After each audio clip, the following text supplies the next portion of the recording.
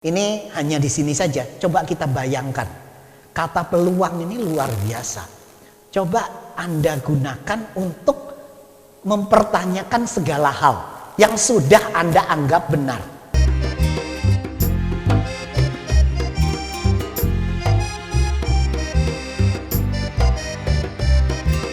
Teman-teman yang terhormat, selamat malam. Assalamualaikum. Selamat datang di ini mungkin acara pertama barangkali ya dari Klub Sains untuk tahun ini, karena kita terlalu sibuk dengan acara lain.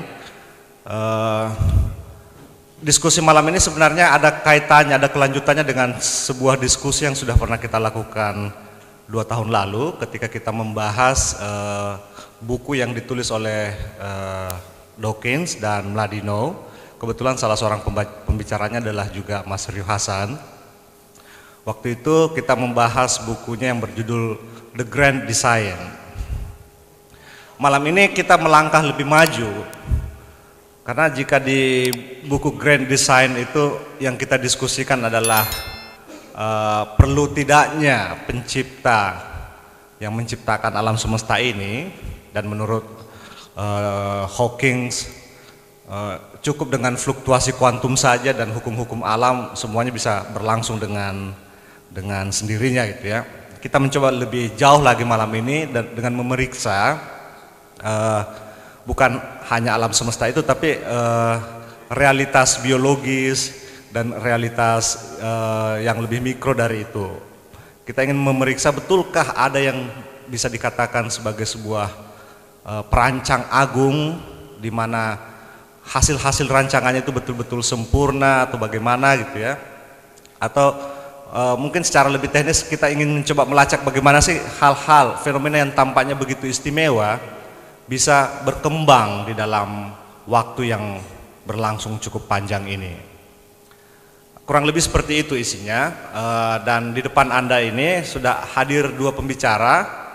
Yang pertama adalah Pak Iwan Pranoto, guru besar matematika di ITB. Kemudian Mas Ryu Hasan, yang sering mengikuti diskusi di Klub Sains tentu sudah tahu ya Mas Ryu Hasan, seorang neurosurgeon, ahli bedah otak dengan pendidikan doktor di Jepang. Mas Ryu ini sudah berkali-kali juga mengisi acara kita di sini. Sebagai kehormatan pertama kita berikan dulu ke Pak Iwan ya, tamu kita yang pertama di sini untuk menyampaikan presentasinya. Silakan Pak Iwan. Baik, selamat malam.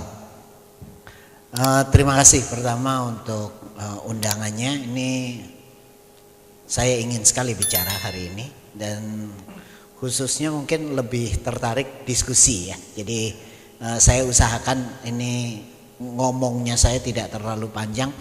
Bahannya itu kecuali yang di sana ada yang saya tambah, itu bisa diunduh sendiri ya. Itu ada QR code-nya. Nanti kalau butuh saya itu. Baik, saya mulai dengan jadi jangan khawatir, ini saya tidak akan mengganggu iman teman-teman di sini. Jadi saya tidak akan bercerita tentang tidak akan mau membuktikan ada pencipta atau tidak. Kemudian teori evolusi itu benar atau salah, tidak. Jadi saya tapi mau menyampaikan sesuatu tentang kompleksitas. Hanya sebagian, jadi makanya saya istilahkan dengan mengintip ya, mengintip hanya sebagian. Mungkin saya juga baru belajar. Menurut saya begini, orang yang belajar sains, belajar teknologi, belajar rekayasa yang betul, itu seharusnya semakin bersahaja karena dia tahu keterbatasannya. Tetapi di Indonesia kita belajar yang namanya pseudo mathematics dan pseudo science. Gurunya datang langsung dia itu memberikan ini rumusnya Pythagoras. Anak-anak tidak ada yang bertanya kenapa seperti itu. Apa betul seperti itu? Kenapa negatif 1 kali negatif 1 sama dengan positif 1? Kita tidak ada yang bertanya. Jadi yang diajarkan sebetulnya dogma. Yang Anda terima sebetulnya bukan matematika, itu pseudo mathematics. matematika semu. Nah, kemudian ini yang menjadi kunci hari ini saya ingin bicara itu. Kemudian saya mulai dengan ini perilaku. Ini menurut saya ini sering ya kita dengar ya, orang selalu mengatakan masalahnya kompleks gitu ya. Itu sungguh menurut saya sebetulnya sikap yang sudah angkat tangan ya, sikap yang sudah mengatakan bahwa sudah terlalu sulit ini gitu ya. Padahal menurut saya karena dia malas berpikir makanya mengatakan itu kompleks gitu. Jadi seringkali sebetulnya karena belum dipikirkan matang lalu dia mengatakan kompleks. Nah, hari ini saya mau mengatakan sebagian dari yang kita katakan kompleks sebetulnya kalau kita mau cermati lebih mendalam nanti kita lihat ternyata sederhana. Nah, di situ intinya yang mau dikatakan oleh Eric Schechter ya, itu yang mau mengatakan bahwa kalau kaum kreasionis itu menyangkal bahwa tidak mungkin ada hidup yang kompleks seperti ini berdasarkan sebuah kesederhanaan. Itu tidak mungkin. Nah, dalam presentasi saya tunjukkan nanti. Saya bisa memunculkan, atau bukan saya, ini orang-orang banyak, dan saya nanti akan tunjukkan juga bahwa dengan kesederhanaan itu bisa menghasilkan sebuah kompleksitas yang luar biasa tingginya. Itu bisa. Jadi hanya menurut saya jadi artinya begini. Ini tantangan buat yang mengatakan bahwa tidak mungkin ada sistem yang kompleks dihasilkan dari suatu kecerdasan yang sederhana. Itu jadi akan saya sangkal hari ini. Kemudian yang kedua akan saya tunjukkan juga bahwa kecerdasan itu sebenarnya ada yang nanti saya sampaikan, ini kebetulan riset saya sendiri, itu kecerdasan gerombolan atau swarm ya. Jadi sering sebetulnya binatang-binatang, organisme itu sebetulnya bodoh, individunya bodoh. Tapi kalau sudah bersatu, mereka luar biasa cerdasnya. Dan ini seperti 1 ditambah 1 bukan 2. Ya, dan itu yang bagus ya, nanti saya sampaikan. Baik, jadi saya kembali lagi. Jadi saya ingin kompleks. Jadi kalau orang mengatakan kompleks, sebentar, kamu sudah pikir belum? Kalau kamu belum pikir jangan keburu-buru ngomong kompleks gitu ya. Jadi itu pertama. Jadi akan terlihat di sini bahwa sebetulnya sejak tahun 70-an sebelumnya matematika itu mengikuti filsuf Alan Watts yang mengatakan bahwa cirinya kalau ada manusia itu segala hal jadi lurus katanya. Jadi manusia itu selalu ingin cenderungnya meluruskan segala hal ya. Mungkin termasuk rambut itu diluruskan gitu ya. Nah, pada tahun 70 itu Mandelbrot itu mulai mempelajari benda-benda di alam, dan salah satunya struktur yang namanya dia sebut sebagai fraktal. Nah, dia menunjukkan bahwa sebetulnya ternyata banyak sistem-sistem yang kompleks. Sebetulnya kalau kita mau zoom in, mau melihat lebih dalam lagi, sebenarnya itu sistemnya sederhana. Kompleksnya itu hanya replikasi. Direplikasi semakin di level semakin tinggi. Nah, itu yang menarik. Jadi kita akan lihatnya di situ. Ini akan saya berikan ilustrasi. Ini secara sederhana. Ini moga-moga jalan. Ini sederhana. Ini bisa ada linknya di situ, nanti di rumah dicoba sendiri bisa ya. Ini coba, misalnya saya ingin berangkat dengan sebuah bujur sangkar ini, ya. Ini. Kemudian saya tambah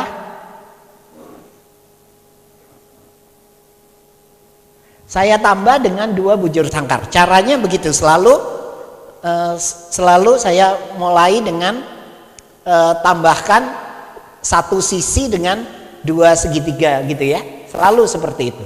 Kemudian yang ini saya lakukan lagi pada bujur sangkar yang kecil ini, saya ulangi lagi, saya lakukan proses seperti itu, ya. Kemudian yang di sini kecil-kecil ini dilakukan lagi, ya, itu tahapannya, lakukan terus. Ya, ini baru 3 langkah. Kalau kita perhatikan sebetulnya aturannya simple, tapi diulang, ya, diulang levelnya, diulang. Ini diulang lagi terus, dan ini kalau diteruskan seperti ini hasilnya. Ini baru 8 level. Ini sudah seperti ini. Kalau kita tadi tidak dijelaskan dari awal, orang akan bilang ini kompleks.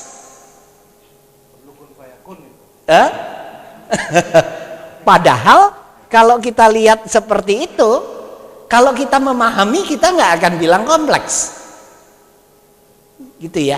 Nah, ini jadi contohnya. Jadi sebenarnya yang kita bilang yang tadi, kalau kita dilihatkan seperti ini kompleks sekali, gitu ya. Ini Anda bisa coba-coba nanti main sendiri. Nah, ini juga contohnya. Ini kalau kita mulai dengan garis lurus. Kemudian sepertiga bagiannya saya potong sepertiga, kemudian ini saya buat seperti itu. Ya. Kemudian yang sini saya buat lagi seperti itu. Saya potong jadi sepertiga, kemudian saya buat seperti ini. Ya, jadi ini saya buat seperti itu. Kemudian ini diteruskan. Ini levelnya, ini level 1, 2, 3, 4. Level 4 sudah seperti ini. Itu kalau ini sudah menyerupai apa itu namanya? Salju itu ya, butiran salju kalau diperhatikan secara mikro, ini seperti ini. Nah, jadi pertanyaannya kembali lagi, kompleks tidak alam itu? Gitu ya. Kalau kita mau bisa melihat lebih dalam, memahami strukturnya, ternyata tidak sekompleks yang kita bayangkan. Ini mengatakan juga bahwa dengan sistem yang sederhana, subsistem yang sederhana, kita dapat membangkitkan sebuah sistem yang kelihatannya kompleks, yang biasanya kita katakan yang hal seperti ini kompleks. Nah, sejak tahun 70-an kemudian matematika itu berubah. Yang sebelumnya selalu bicaranya garis lurus segala ya, langsung berubah, langsung dia bicara tentang yang seperti ini, yang ada di alam, sebetulnya seperti ini. Dan ini dilakukan hal yang sama semua, dengan cara ini semua tahap seperti itu. Ini didapatkan, ya. Ini saya buat. Kemudian tahun 2000-an ya, film Star Trek yang kedua, itu sebetulnya itu kesuksesan pertama fraktal. Karena ini tidak ada ini buatan ini fraktal. Dengan cara seperti itu dia menciptakan seperti ini. Ini kenyataannya tidak ada. Ini betul-betul ciptaan dari persamaan matematika yang sederhana, ya, dihasilkan seperti ini, yang untuk di planet gitu ya, kelihatan di planet itu sudah ada. Kemudian yang terakhir film Avatar. Avatar itu fraktal, itu menggunakan fraktal, ya. Nah, ini saya tunjukkan, ini bagus sekali menurut saya. Ini kalau kita lihat pohon seperti ini, bisakah kita membedakan ini pohon betulan atau pohon buatan matematika? Kita lihat. Ini buatan. Ini dibuat betul-betul ada persamaannya sederhana, ini jadi. Kalau kita buat lagi, ini seperti ini. Mata kita bisa tidak membedakan ini dengan pohon yang betulan. Apakah ini sederhana atau kompleks?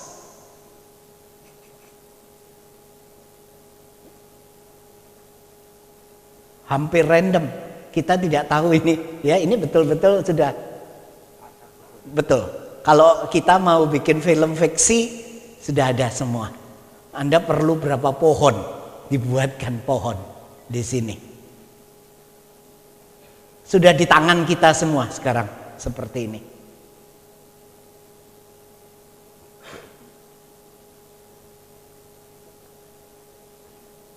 Ini ada loh, nggak bisa ya? Apa? Free satu ya? Oke. Sudah. Oke.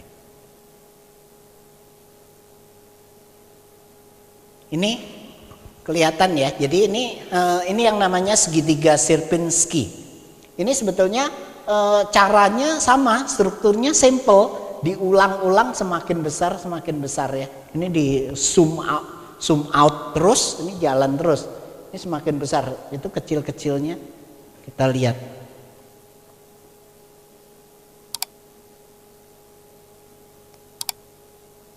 Nah, jadi ini juga, ini buatan. Seperti daun ini sebetulnya buatan.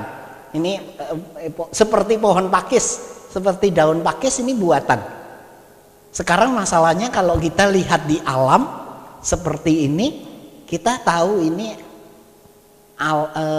daun asli atau daun buatan yang dibuat oleh persamaan matematika. Itu ya. Nah, ini juga menunjukkan ya. Jadi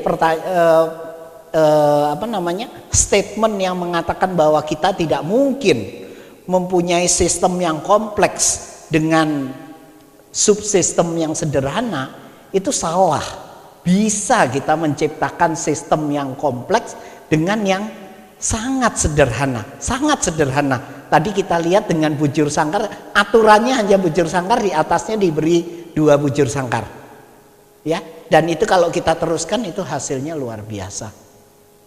Ini satu lagi yang menarik, ini bagaimana cara berpikir fraktal itu bagaimana berulang ya. Ini di pohon kehidupan itu Anda bisa periksa. Ini project ini bagus sekali menurut saya. Kita harus ikut. Ini kita lihat ini marsupial misalnya, ini golongan kanguru itu diteruskan, itu bisa dilihat seperti ini. Ini kalau kita lihat ini fraktal. Berulang, sistemnya berulang ini. Nah, ini menarik. Kalau di Indonesia yang fraktal apa ya? Mungkin korupsi. Korupsi itu fraktal di Indonesia. Jadi berulang gitu ya. Di level yang paling zoom in gitu. Di level di kampung gitu ya. Di kampung kita RT itu sudah ada korupsi. Terus naik lagi gitu ya, naik di wali kota di kabupaten, naik lagi di itu, terus sampai di atas itu kemungkinan replikasi, hanya berulang ya.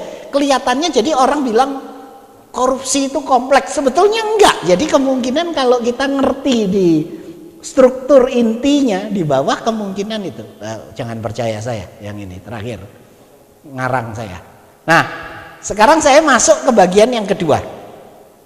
Yang kedua, saya mau menceritakan tentang kecerdasan gerombolan atau swarm intelligence. Ya, ini kebetulan memang bidang saya. Saya pernah membimbing 2 doktor untuk ini, jadi ini memang bidang saya. Apa intinya? Ini mengatakan bahwa sebenarnya di kolektif, di gerombolan, saya pakai kata gerombolan lebih suka itu. Jadi gerombolan binatang, organisme, itu sebetulnya tidak ada yang mengendalikan. Tidak ada satu seperti pilot tower gitu ya yang mengatur. Kamu jalan ke sana, kamu jalan ke sana. Tidak ada. Semua jalan sendiri-sendiri, tapi kok teratur, gitu ya. Nah, kecerdasannya itu sederhana. Jadi ini yang bahwa mereka kontrolnya itu betul-betul terdistribusi.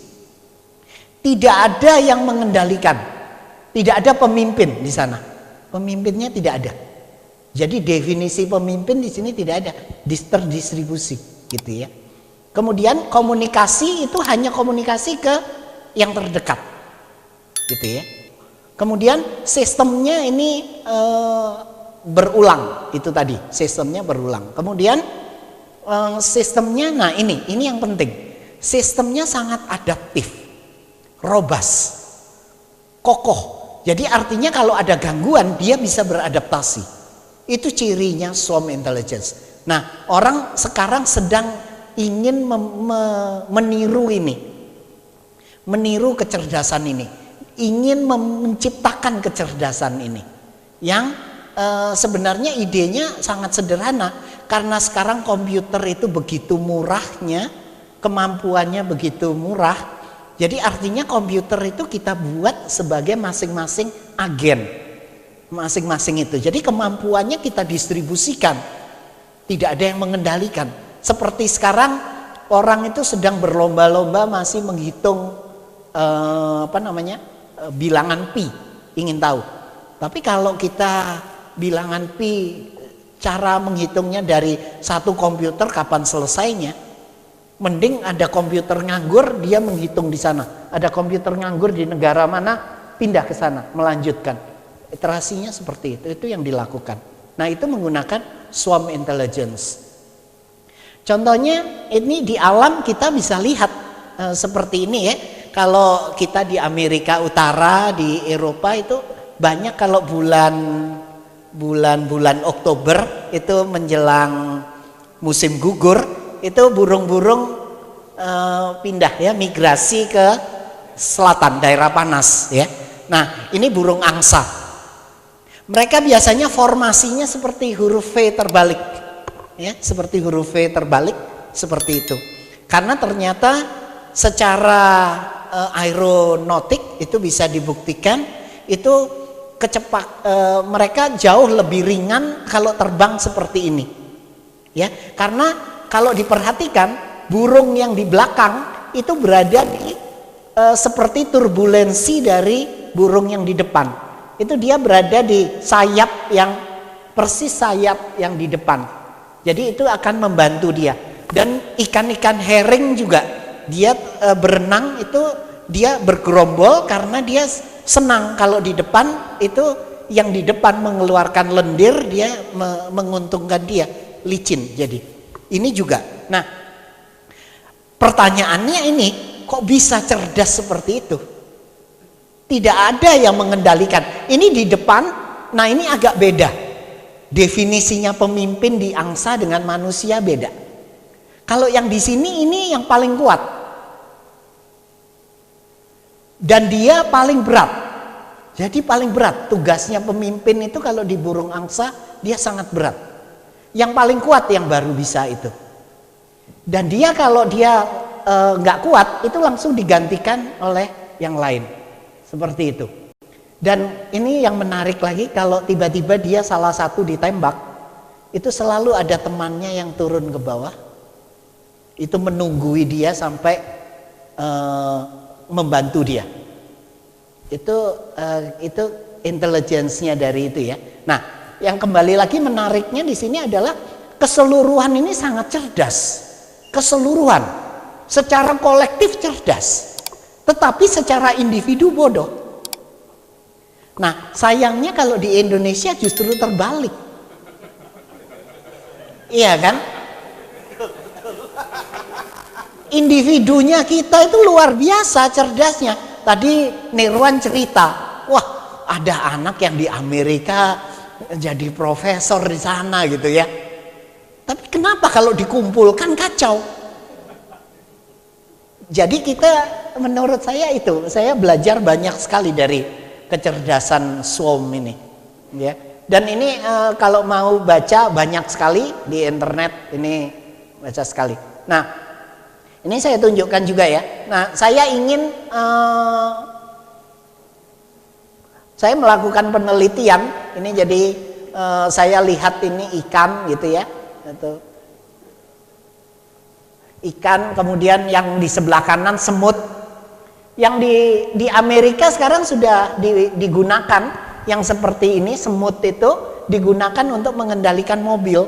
Jadi kalau kita naik masuk jalan tol di Amerika, itu banyak mobil yang sudah menggunakan swarm intelligence ini.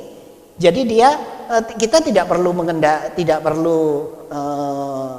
menyetir lagi. Jadi dia sudah mengikuti intelligence yang di atas. Jadi kita beriringan.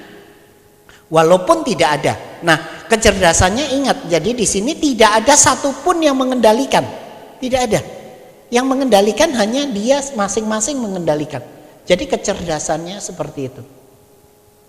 Ini saya yang dengan mahasiswa saya ingin membuat model bagaimana kalau kapal melakukan konvoi. Ini model yang saya kerjakan. Jadi bagaimana? Tapi terus terang belum berhasil karena saya seperti jadi Tuhannya di sini. Karena saya ingin yang mengendalikan semua. Saya ingin membuat sistem yang betul-betul ada di dalamnya secara sederhana. Itu intinya. Yang itu ide dari itu. Kemudian ini saya gunakan salah satu ini perilaku semut. Biasanya kalau gerombolan semut, kalau dia menemukan makanan itu bisa entah bagaimana mereka saling berkomunikasi, tidak ada yang mengatur, tapi mereka bisa menemukan. Dan kalau satu menemukan, semua ke sana ya. Nah, perilaku seperti itu saya gunakan untuk mengoptimasikan masalah. Jadi kalau kita cari optimum, saya seperti sebarkan aja semut gitu ya, tapi semutnya tanda kutip agen ya di sini kita sebarkan, nanti biar dia secara random mencari. Nanti kalau yang berkumpul, nah itu tempatnya ada makanan gitu ya. Kalau di kita matematika, oh itu nilai fungsinya yang paling tinggi gitu. Itu yang dilakukan. Jadi ini yang kami gunakan. Kami meniru intelligence dari semut itu, kita gunakan untuk mencari optimasi ya. Nah, sekarang pertanyaannya, jadi yang terjadi di semesta seperti itu tidak? Ini yang sulit. Ini pertanyaan kuno sebetulnya. Dan pertanyaan yang kuno tanda kutip kedaluarsa. Cara bertanyanya fisika kuno ini. Di zaman modern bukan itu sebetulnya. Di zaman modern Feynman mengatakan sebetulnya pertanyaannya bukan seperti ini. Apakah benar seperti itu yang terjadi? Bukan. Seberapa besar peluangnya seperti itu terjadi? Itu cara bertanyanya sekarang peluang. Ini hanya di sini saja. Coba kita bayangkan. Kata peluang ini luar biasa. Coba Anda gunakan untuk mempertanyakan segala hal yang sudah Anda anggap benar. Apapun, coba Anda gunakan kata peluang itu. Seberapa besar peluang bla bla bla. Terutama di agama. Coba gunakan. Nggak usah tanya apakah mungkin, bukan. Seberapa besar peluang bla bla bla, gitu ya. Seberapa besar peluang bahtera Nabi Nuh gitu ada, gitu ya. Seberapa besar? Seberapa besar peluangnya Nabi Musa membelah Laut Merah? Jadi kita bicaranya bukan terjadi atau tidak. Tidak lah, nggak usah. Kita tanyanya seberapa besar peluangnya, gitu ya. Itu lebih mengagetkan ternyata. Coba nanti di rumah direnungkan ya. Itu mengagetkan. Saya juga kaget juga. Itu menggunakan kata peluang kok lebih menarik ya, gitu. Nah sekarang di sini dilema sekarang. Bagi saya dilema. Sekarang saya tidak mengatakan bahwa yang cerdas itu yang mana jadi. Saya tunjukkan gambarnya Picasso. Ini gambarnya Picasso dari bertahun-tahun. Ini ya, beberapa tahun menggambar hal yang sama. Yaitu bull, banteng. Ya. Ini gambarnya dia yang pertama. Kedua, ketiga, dan seterusnya. Yang terakhir kayak begini.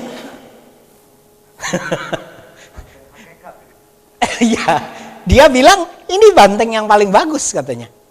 Kenapa? oke, dia bilang ini sudah banteng, ini dia punya kaki, dia sudah bisa jalan di padang rumput, dia punya penis, dia bisa berkembang biak, dia punya tanduk, dia bisa berantem, kurang apa lagi katanya.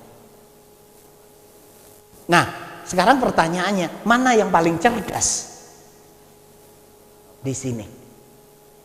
Yang kompleks atau yang simple? Ini dilema menurut saya. Karena bagi saya juga kecerdasan itu cirinya adalah semakin simple semakin cerdas. Kembali lagi. Jadi di situ dilema bagi saya setelah menyiapkan ini, saya bingung.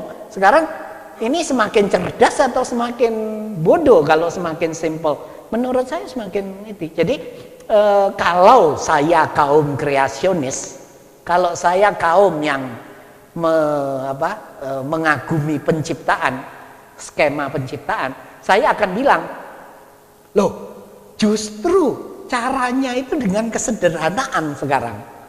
Diciptakan itu hebatnya yang menciptakan semesta ini karena dia menggunakan yang sesimpel mungkin. Nah, kebalik. Jadi menang, selalu menang. Kaum kreasionis selalu menang. Kita akan kalah karena melihatnya. Kenapa? Peluangnya. Jadi semakin kompleks, yang tadi dikatakan apa? Mengatakan bahwa tidak mungkin, kan tadi mereka mengatakan bahwa tidak mungkin sistem itu begini kompleks diciptakan oleh kecerdasan yang sederhana, gitu ya. Sesuatu sistem, subsistem yang sederhana itu tidak mungkin.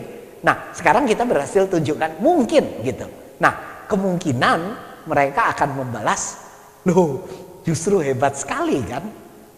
Dia, sang pencipta bisa menciptakan sebuah subsistem yang melahirkan sistem yang kompleks itu dengan sangat sederhana, indah. Dia bilang indah. Nah, kalah lagi kita. Oke.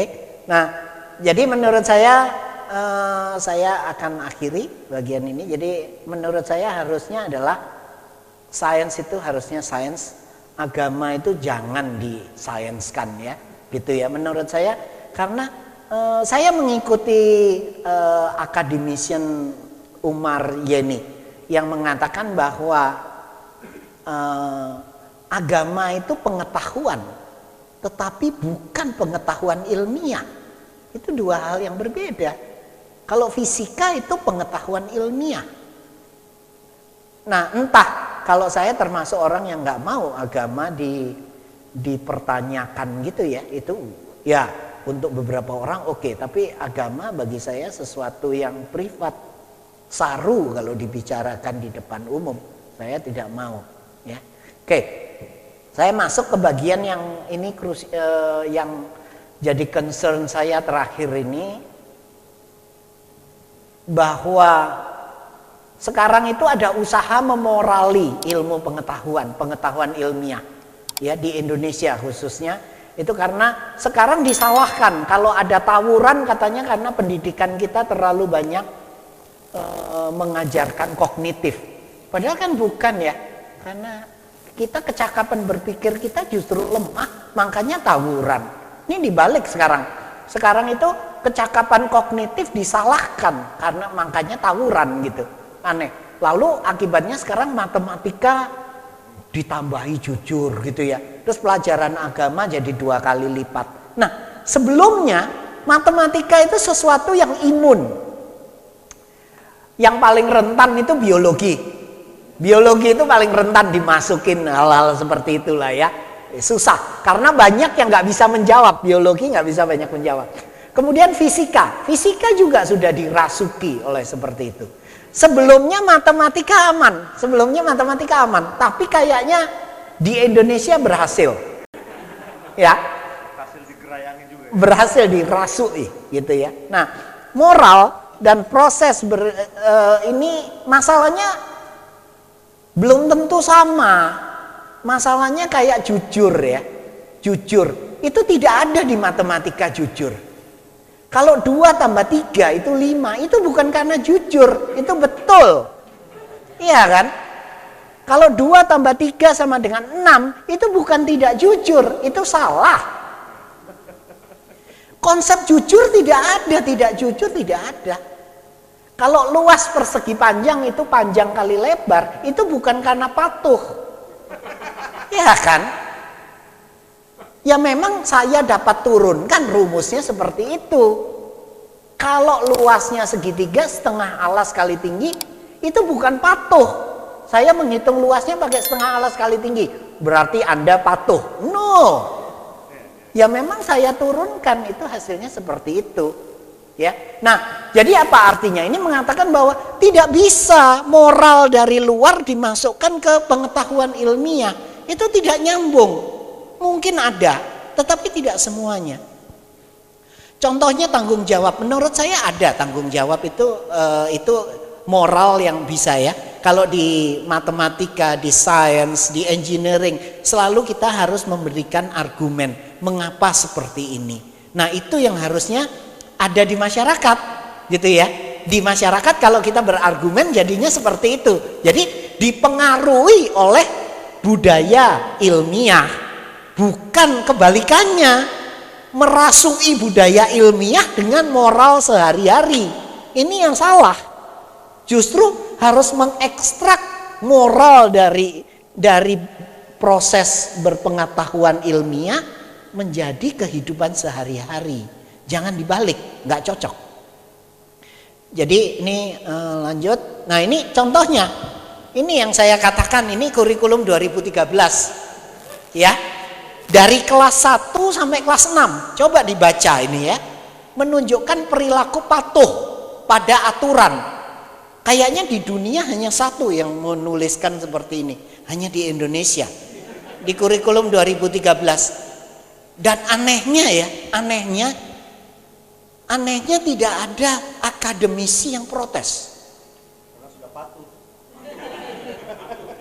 Tidak ada kita dengar. Hanya dari ITB yang protes. Ya, kita dengar hanya dari ITB yang protes yang ini.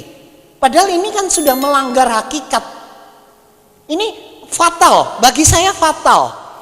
Tapi sayangnya suaranya ya kalah dengan Golkar kalah. Karena kurikulum pertama dibicarakannya di Golkar ini. Iya kan? Jadi bukan akademik, ini masalah politik. Udah. Kalau kita lihat, ini coba dari sini. Ini patuh semua. Artinya apa?